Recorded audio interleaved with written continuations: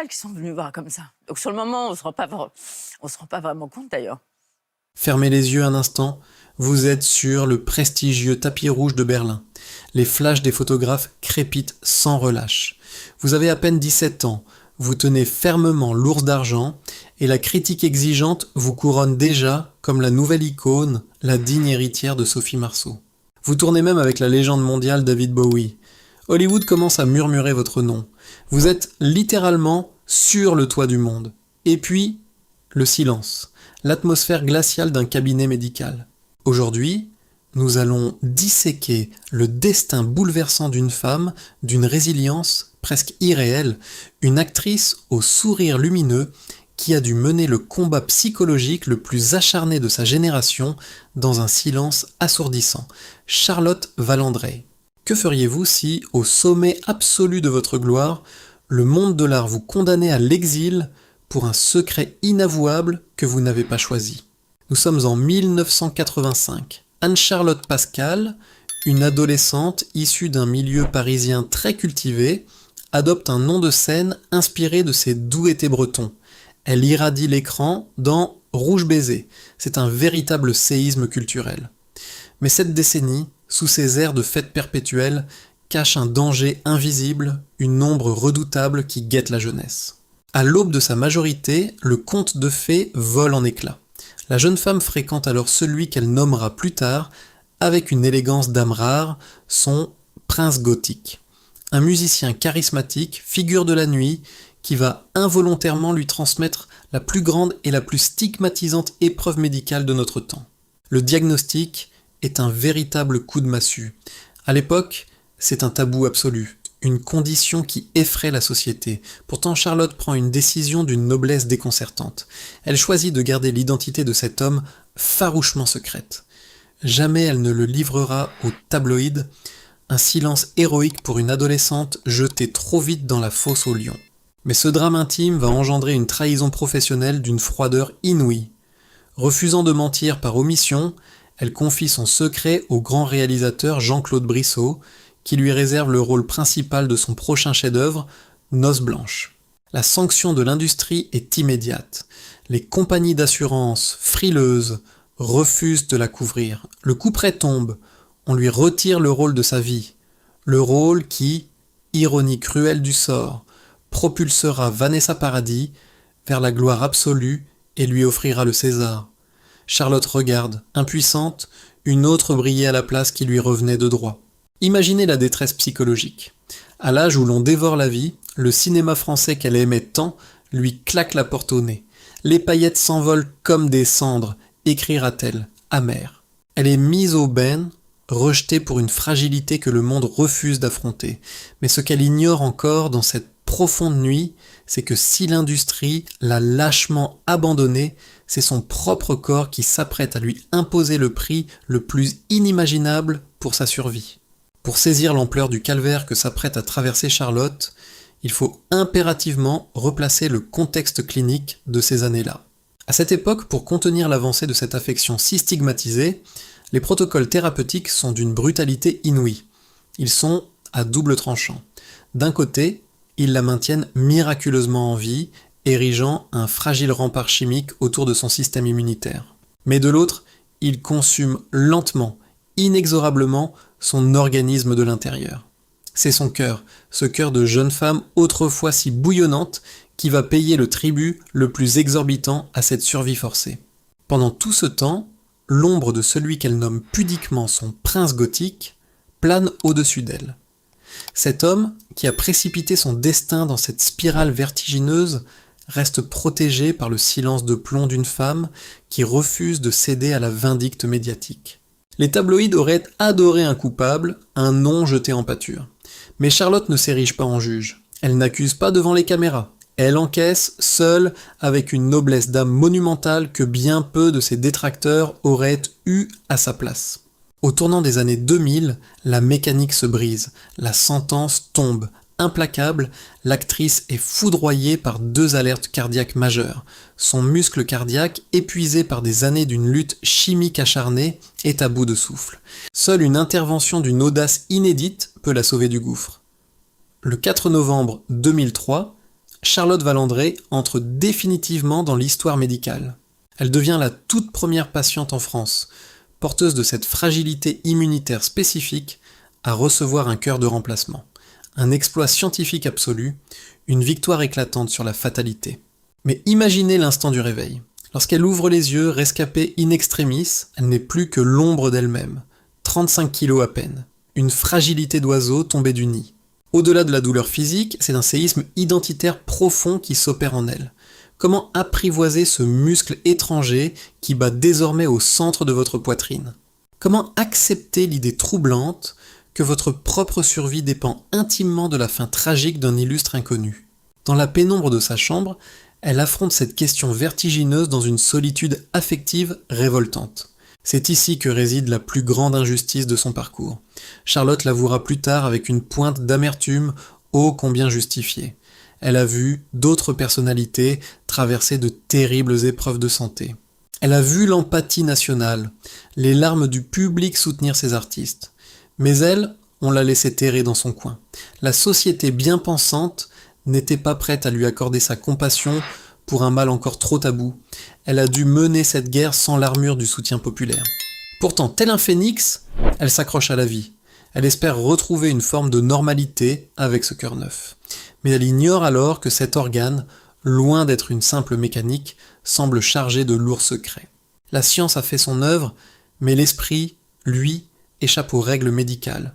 Ce cœur inconnu s'apprête à faire irruption dans ses nuits, la précipitant dans une énigme fascinante aux frontières de la rationalité et de l'obsession. Quelques mois après sa greffe, alors que Charlotte tente désespérément de reprendre le cours de sa vie, une ombre vient hanter ses nuits. Elle est le théâtre d'une vision étrange, une scène qui se répète avec une précision chirurgicale, presque obsessionnelle. Elle est au volant d'une voiture, mais ce n'est pas la sienne. Elle distingue une bague à son doigt, un bijou qu'elle ne reconnaît pas. Et soudain, des phares aveuglants, le fracas du métal, un choc violent. Ce n'est pas un simple rêve, c'est une intrusion. Charlotte est alors convaincue de revivre les derniers instants de la personne dont elle porte le cœur. La science, elle, reste froide. Face aux confidences de l'actrice, les médecins et les psychanalystes opposent une explication rationnelle, l'auto-induction. Vous savez que la plupart des dons d'organes font suite à des accidents, Charlotte. Votre cerveau construit ce scénario pour donner un sens à votre traumatisme. Mais comment tourner la page quand on a l'impression d'être l'hôte d'une âme étrangère? L'obsession devient irrépressible, elle veut savoir. Elle veut donner un nom, une histoire à ce moteur, qui bat désormais dans sa poitrine. Elle se lance alors dans une quête presque mystique. Elle cherche, elle gratte sous la surface des règlements hospitaliers. Et c'est là qu'elle commet, peut-être, l'imprudence qui va changer sa vie. Un jour, parmi les courriers qu'elle reçoit, une lettre se distingue. Le papier est froissé, l'écriture tremblante. Elle commence par une phrase qui va glacer le sang de Charlotte. « Je connais le cœur qui bat en vous, je l'aimais ». Le cœur de Charlotte manque un battement. La lecture devient une épreuve. L'auteur, un homme, est persuadé que le cœur de sa femme, décédée dans un accident de la route, bat aujourd'hui dans le corps de l'actrice. Il explique qu'en faisant don des organes de son épouse, il voulait que cette vie qu'il chérissait tant continue de quelque part. Il est fasciné par Charlotte, il la suit à la télévision, il trouve dans son sourire et sa joie de vivre un écho troublant de celle qu'il a perdue. Imaginez le vertige. Charlotte est bouleversée. Cette lettre n'est pas une menace. C'est une confession d'amour absolu, une douleur mise à nu. Elle se sent investie d'une responsabilité écrasante. Elle n'est plus seulement une survivante. Elle est devenue le sanctuaire d'un amour disparu. L'inconnu, cet homme qui a perdu sa moitié, pense avoir retrouvé une trace de sa femme en elle. Charlotte est terrassée par une empathie violente. Elle veut le rencontrer. Elle veut mettre un visage sur cette tragédie qui a permis sa renaissance. Mais impitoyable, la loi bloque toute interaction. Elle reste, lettre à la main, prisonnière de ce mystère. D'autres courriers suivront. La frontière entre son existence et celle de la donneuse devient poreuse. Elle ne sait pas encore que le destin n'a pas fini de jouer avec ses nerfs. Elle pense avoir touché le fond de l'énigme, mais le véritable tournant, celui qui transformera sa vie en une intrigue digne des plus grands romans, est encore à venir. Elle est loin de se douter que cet homme, ce mystérieux auteur, est peut-être bien plus proche d'elle qu'elle ne le croit, tapi dans l'ombre de sa propre vie. Le destin, cette entité capricieuse, semblait avoir gardé sa carte maîtresse pour la fin. Juste au moment où Charlotte commençait à reprendre pied, une nouvelle parenthèse enchantée s'ouvre, aussi inattendue qu'enivrante. Elle est sur scène, elle joue, elle vit. Et chaque soir, au théâtre, un homme vient. Un homme distingué, admiratif, qui dépose à ses pieds un bouquet de violettes. C'est le début d'une idylle qui semble tout droit sortie d'un film romantique. Charlotte, elle qui a tant souffert, elle qui s'est sentie si seule dans sa lutte, se laisse porter par ce tourbillon. Cet homme est attentionné, passionné, présent. Il prétend être divorcé, il lui offre un quotidien apaisé, une normalité qu'elle n'osait plus espérer. Pendant une année entière, Charlotte croit avoir trouvé son port d'attache. Elle pense avoir enfin, après tant d'épreuves, mérité un peu de douceur.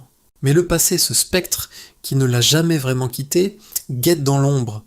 Un jour, dans l'intimité de leur foyer, alors que l'innocence règne encore, Charlotte pose ses mains sur un secrétaire. Un geste anodin, une simple curiosité qui va faire basculer sa vie dans une réalité bien plus sombre que tous ses cauchemars. Elle ouvre un tiroir. Ce qu'elle y découvre n'est pas seulement un secret, c'est une déflagration psychologique. Des papiers, des documents, et cette date. Le 4 novembre 2003, le jour exact, à l'heure près, de sa greffe cardiaque. La vérité s'abat sur elle avec la force d'un coup près. Cet homme, son amant, celui en qui elle avait placé une confiance aveugle, n'est pas divorcé. Sa femme est décédée ce jour-là. Il est l'homme des lettres anonymes, celui qui cherchait désespérément une trace de sa défunte épouse. La mise en abîme est totale. Il s'était approché d'elle, non pas par hasard, mais par obsession.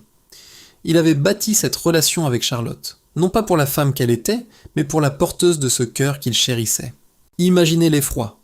Charlotte, qui a passé sa vie à revendiquer sa vérité et son honnêteté, se retrouve en plein cœur d'une imposture monumentale. Elle est le jouet d'une passion macabre. Le doute devient un poison mortel. Chaque baiser, chaque mot doux, chaque promesse, était-il pour elle ou pour l'organe qui battait dans sa poitrine? Aimait-il la comédienne ou aimait-il ce qui lui appartenait par la mémoire de sa femme? Cette trahison est une morsure plus profonde que n'importe quel scalpel. Elle ne vient pas d'un ennemi, mais de celui qui partageait ses nuits. L'impact sur Charlotte est dévastateur. Son monde s'écroule, laissant place à une solitude plus immense encore que celle qu'elle avait connue à l'hôpital. La déception est si violente qu'elle laisse des traces physiques. Ce nouveau traumatisme émotionnel viendra, selon elle, fragiliser à nouveau son cœur déjà si sollicité, menant à une nouvelle alerte cardiaque en 2008. C'est là que l'on touche à la quintessence de la warrior. Une femme ordinaire se serait effondrée définitivement sous le poids d'un tel scénario. Mais Charlotte Vallandré possède cette résilience quasi surnaturelle. Après la tempête et la trahison, on aurait pu imaginer Charlotte se retirer, s'effacer sous le poids des désillusions. Mais c'est mal connaître cette femme. Elle ne se laisse pas sombrer. Puisque le silence l'a isolée et que le mensonge l'a blessée, elle choisit de reprendre possession de son histoire, par le seul outil qui lui reste, la plume. En 2005, elle publie L'amour dans le sang. Ce n'est pas seulement un livre, c'est une déflagration. Avec une sincérité désarmante, elle déballe tout. Le diagnostic, l'exclusion, les combats, l'amour. Le public, qui l'avait vue de loin, la découvre soudainement de près. Le succès est phénoménal. Plus de 180 000 exemplaires vendus. Charlotte n'est plus une victime. Elle devient la narratrice de son propre destin. Elle comprend alors que sa voix a le pouvoir de briser les tabous et que son récit peut servir de phare à ceux qui, comme elle, se sentent seuls dans l'épreuve. Cette reconquête passe aussi par un retour inattendu et triomphal sous les projecteurs. Le grand écran l'avait exclue, qu'à cela ne tienne. Elle se tourne vers la télévision, ce média bien plus proche des Français, bien plus intime. De 1991 à 2000, elle devient une figure incontournable avec la série Les Cordiers, juges et flics, réunissant chaque semaine des millions de téléspectateurs. Puis, en 2017, c'est le retour en force sur TF, Un dans deux mains nous appartient. Elle n'est plus la jeune actrice de 17 ans qu'on manipule. Elle est une artiste aguerrie, qui travaille, qui s'impose par son talent et sa persévérance. Elle prouve à tous ceux qui l'avaient enterrée professionnellement qu'elle a toujours sa place dans le cœur du public.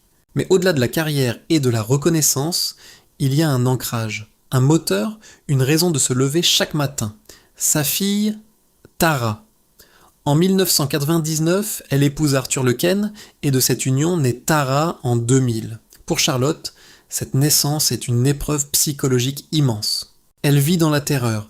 Le virus ne va-t-il pas être transmis ? Saura-t-elle être une mère assez forte, assez présente, alors que la maladie rôde ? Charlotte avouera plus tard ses difficultés, cette peur de trop s'attacher pour ne pas souffrir davantage, et pourtant le miracle se produit. Tara naît en parfaite santé. Cet enfant devient son socle. Elle est la preuve vivante que la vie, malgré tout, triomphe. Charlotte, la warrior, ne se bat plus seulement pour elle-même. Elle se bat pour que Tara grandisse avec une mère présente, une mère aimante, une mère debout. Tara est son miroir, son espoir, son avenir. Elle lui insuffle la force de supporter les traitements, les hôpitaux, les rechutes. C'est pour elle qu'elle puise dans ses dernières réserves. Dans ses écrits, Charlotte ne se décrit pas comme une héroïne, mais comme une femme qui a dû apprendre à s'aimer soi-même. Elle utilise l'écriture comme une thérapie, un moyen de se réconcilier avec son corps et avec son passé. Elle devient une voix pour les autres, une marraine engagée pour la fondation Greffe de Vie. Elle ne cherche plus la gloire cinématographique d'antan, elle cherche la paix et la transmission. Elle a compris que son rôle le plus important n'est pas celui de l'actrice, mais celui de la femme qui, malgré les coups portés par la vie, reste digne, debout et profondément vivante. Pourtant, ce corps qu'elle a tant protégé, qu'elle a tant forcé à tenir bon, approche inexorablement de la limite de sa résistance. 20 ans, c'est le temps qu'il a été donné à ce cœur, ce cadeau de la vie, de pulser dans la poitrine de Charlotte, une prouesse médicale qui, pour quiconque connaît le dossier clinique de l'actrice, relève presque du prodige. Mais le destin, qui l'avait frappé si tôt, finit toujours par réclamer son dû. En juin 2022, la warrior sent ses forces décliner. Elle ne se cache pas derrière des faux-semblants. Sur son compte Instagram, avec cette transparence désarmante qui a toujours caractérisé ses échanges avec son public, elle partage son ultime combat. Mon cœur est arrivé à bout de course et j'attends donc celui qui sera mon troisième. Il n'y a là aucune plainte, juste le constat lucide d'une femme qui a déjà tant reçu et tant donné. Elle attend une nouvelle greffe, un nouvel espoir. Mais cette fois, le corps, épuisé par 2 décennies de lutte acharnée, ne répond plus. Après une opération complexe et un mois passé dans le silence d'un coma artificiel, Charlotte Valandrey rend son dernier souffle le 13 juillet 2022 à l'âge de 53 ans.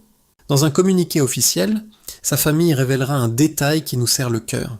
Elle s'est endormie dans un sourire, entourée des mains de ceux qu'elle aimait le plus, son père Jean-Pierre, sa sœur Aude et surtout sa fille Tara. La boucle est bouclée.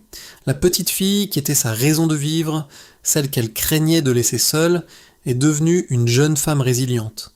Aujourd'hui, Tara Lequesne, loin de se laisser consumer par la perte, trace son propre chemin.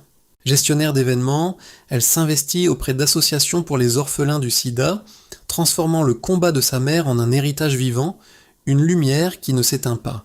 Elle ne porte pas le deuil comme une chaîne, mais comme un flambeau. En regardant le parcours de Charlotte Valandrey, on ne peut s'empêcher de s'interroger sur la nature même de la résilience. Était-elle une victime du sort, écrasée par une succession d'épreuves que personne ne devrait avoir à porter seule ? Ou était-elle, au contraire, la maîtresse absolue de son récit ? Charlotte n'a pas seulement survécu à la maladie, à l'exclusion, à la trahison amoureuse et à la douleur physique. Elle a réussi ce tour de force impossible. Transformer ses plaies en une œuvre, ses cicatrices en un message universel d'espoir. Elle a prouvé que la dignité ne dépend pas de la santé, mais de la volonté. Son histoire nous rappelle que chaque souffle est précieux et que la manière dont nous affrontons nos hivers personnels définit qui nous sommes vraiment. Charlotte nous a quittés, mais elle a laissé derrière elle plus qu'une filmographie ou des livres. Elle a laissé un modèle de courage, un modèle pour celles et ceux qui se sentent aujourd'hui broyés par des épreuves qu'ils jugent insurmontables. Alors, selon vous, Charlotte Valandrey a-t-elle été plus forte que le destin ? Pensez-vous qu'elle ait réussi à transformer cette vie brisée en une vie pleine? J'aimerais vraiment lire votre avis dans les commentaires ci-dessous. Si ce récit, ce voyage dans l'âme d'une femme exceptionnelle, vous a touché, n'oubliez pas de liker cette vidéo pour soutenir la mémoire de Charlotte. Abonnez-vous et activez la cloche pour continuer à explorer, avec moi, ces destins qui marquent notre histoire. Merci de votre fidélité. Prenez soin de vos cœurs et à très vite pour une nouvelle plongée dans les secrets des figures qui nous inspirent.